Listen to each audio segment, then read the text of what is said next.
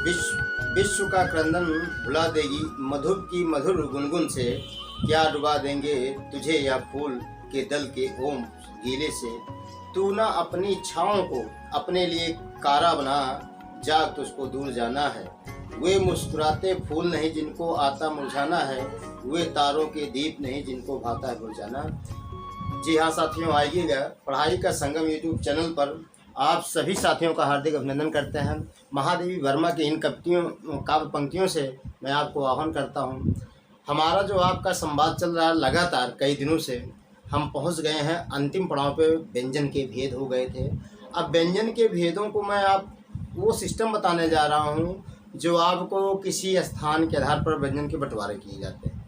तो हमारा जो सिस्टम होगा आज कि व्यंजन के भेद किसके आधार पर हैं, वह कौन कौन से भेद हैं, यहाँ से भी आपकी परीक्षाओं में एक सवाल पूछा जाना बनता है।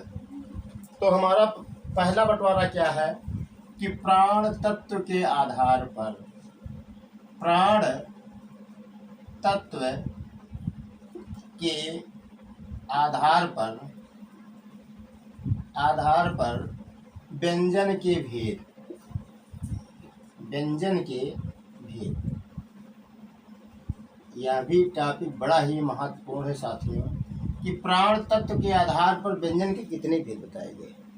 यहाँ से एक सवाल जरूर पूछा जाता है, वह चाहे जिस भी परीक्षा का, चाहे जिस भी एग्जाम का हो, वहाँ से एक सवाल जरूर पूछा जाता है, क्योंकि हिंदी का व्याकरण भी अपना महत्वपूर्ण भूमिका निभाने लगा है प्रत्येक परीक्षाओं में। तो प्राण तत्व के आधार पर व्यंजन के भेद जो है साथियों कितने होते हैं, दो भेद बताए गए। कितने भेद? दो भेद बताए गए हैं। पहला हमारा है साथियों क्या? अल्प प्राण। क्या है साथियों? अल्प प्राण। और दूसरा हमारा क्या है? महाप्राण। अब देखते हैं इसकी परिभाषा क्या है। आपसे परिभाषा नहीं पूछा जाता, लेकिन मैं आपको जब जीरो लेवल से पढ़ा रहा हूँ हिंदी वर्णमाला, तो मैं आपको लेवल ही अनुसार बताऊंगा जो आपको जानकारी के लिए उत्तम होगा। अल्प माने क्या होता है साथियों? अल्प माने होता है थोड़ा, और प्राण माने क्या होता है? वायु। अब उस प्राण का मतलब जीव नहीं होता है, वो शरीर की बात नहीं कर रहा है। अर्थात कह रहा है कि अल्प माने थोड़ा और प्राण माने होता है वायु। अर्थात हमारे मुख से जो ध्वनियों का वेग होता है, जो ध्वनियाँ निकलती हैं, उनमें जो क्या होता है थोड़ा सा वायु बाहर प्रकट करें, वही हमारा साथियों क्या होता है? अल्प प्राण होता है। क्या होता साथियों? अल्प प्राण होता है। तो परिभाषा थोड़ा सा लिख देते हैं। अल्प का अर्थ है क्या होता साथियों? थोड़ा, थोड़ा होता है। और प्राण का अर्थ है, प्राण का अर्थ है वायु। आप समझ गए होंगे। अर्थात जिन ध्वनियों का उच्चारण करने के लिए हमारे कंठतालु जीवा से कम मात्रा में वायु को बाहर प्रकट करना पड़ता है, ऐसी ध्वनियों को हम साथियों क्या बोलते हैं? अल्प प्राण बोलते हैं। क्या बोलते हैं साथियों? अल्प प्राण बोलते हैं। अर्थात कहने का मतलब हुआ साथियों क्या? अर्थात कहने का तात्पर्य है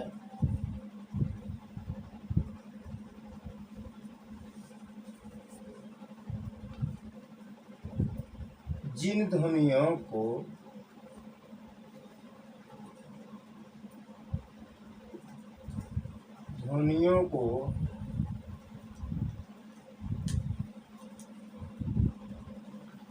कंठ, तालु,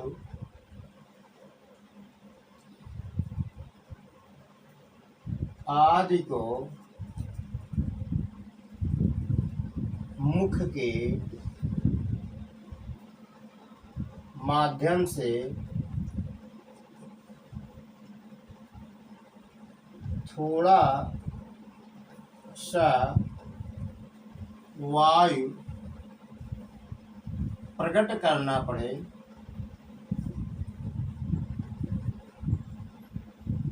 पढ़े उसे अल्प प्राण कहते हैं। उसे क्या बोलते हैं साथियों? अल्प प्राण बोलते हैं। अच्छा, इसका मतलब ये हो गया कि अल्प का मतलब ही होता क्या? थोड़ा सा। अब हम कैसे जानेंगे अल्प प्राण होता क्या? कौन कौन सी ध्वनियाँ हैं जो इनका प्रयोग हम अपने क्या करते हैं, आधार पर करते हैं, उच्चारण आधार पर करते हैं, इनको भी आधार बताने की जरूरत पड़ती है। तो आपने एक ट्रिक पढ़ा होगा, हिंदी व्याकरण में पढ़ा होगा कि जिन ध्वनियों का उच्चारण, जिन ध्वनियों का क्या होता है उच्चारण, किसी भी स्थान के, किसी भी मतलब कोई भी होगा, कंठ तालु जीवा, यहाँ से भी क्या होता है स्थान होते हैं। इनके उच्चारण स्थान के आधार पर जो क्रम बताया जाता है वही इनका क्या होता है स्थान होता है।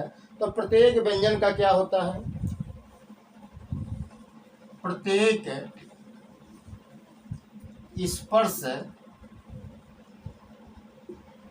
व्यंजन, प्रत्येक स्पर्श व्यंजन वर्ग का पहला, तीसरा, पहला, तीसरा और साथियों क्या होता है पांचवा, क्या होता है पांचवा, और साथ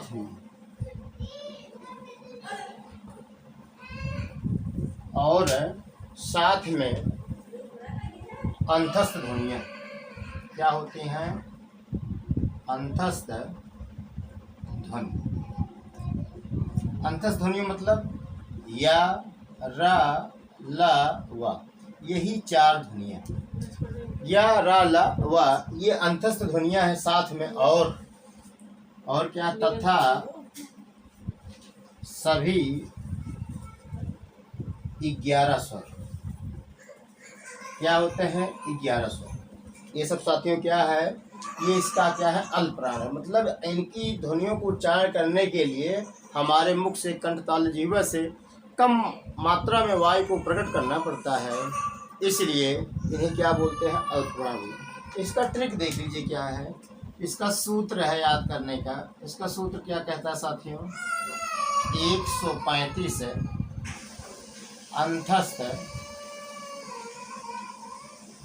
अंतस्थ में साथियों क्या, या, रा, ला, वा, 135 अंतस्थ है और सभी स्वर। इनका मतलब है, इसका ट्रिक है आपको याद करने के लिए कि 135 अंतस्थ सभी स्वर क्या होते हैं, अल्पप्राण होते हैं।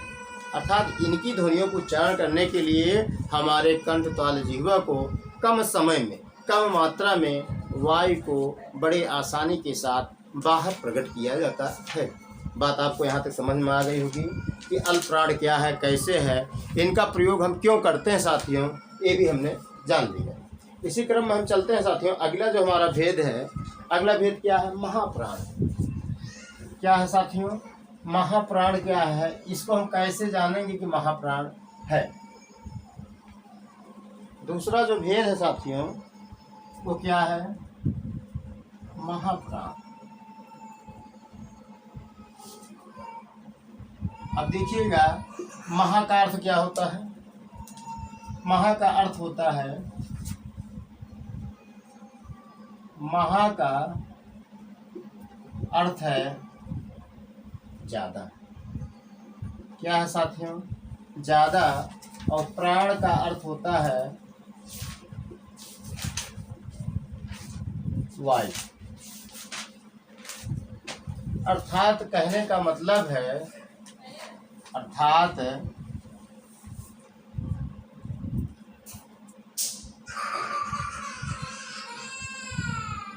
कहने का मतलब है कि वे ध्वनियाँ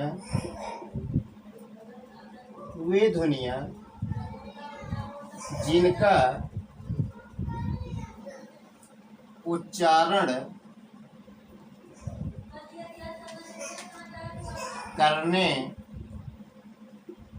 के लिए कंठ, तालु, जिह्वा आदि को अपने स्थान से वायु को अधिक मात्रा के साथ प्रकट करना पड़े उसे क्या बोलते हैं साथियों? उसे महाप्राण कहते हैं। इसका मतलब आप समझ गए होंगे परिभाषाओं से कि महाप्राण क्या है, कैसे है, क्यों है, इनका आधार क्या है। आपने इनकी परिभाषाओं से जानने का काम किया होगा। हम आगे चलते हैं, अब देखते हैं इसमें क्या क्या होता है। तो इसका देखिए इसमें क्या होता है, महाप्राण या ज़्यादा समय कैसे लगता है, प्रत्येक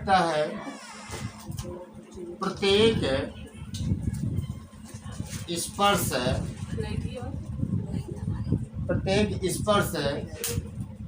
व्यंजन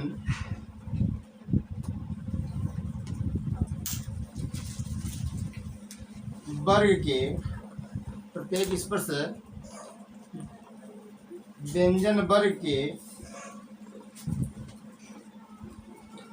के कौन कौन से साथियों आते हैं?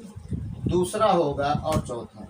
क्या होगा? दूसरा, चौथा एवं ऊष्म व्यंजन। क्या होगा? ऊष्म व्यंजन। ये सब क्या होते हैं? ये सब होते हैं महाप्राण। अर्थात इनका कहने का मतलब है कि ये ऐसी ध्वनियाँ हैं जिनको उच्चारण करने के लिए हमारा कंठ, तालु, जिह्वा क्या होता है? अधिक परिश्रम करता है। और वायु को जब ये प्रकट करता है ध्वनियों को, तो वहाँ पर अधिक वायु लगता है, अधिक वेग के साथ प्रकट करना पड़ता है। इसलिए इन्हें क्या बोलते हैं? महाप्राण बोलने का काम किया जाता है। इसका सूत्र है साथियों, क्या सूत्र है? 24 ऊष्म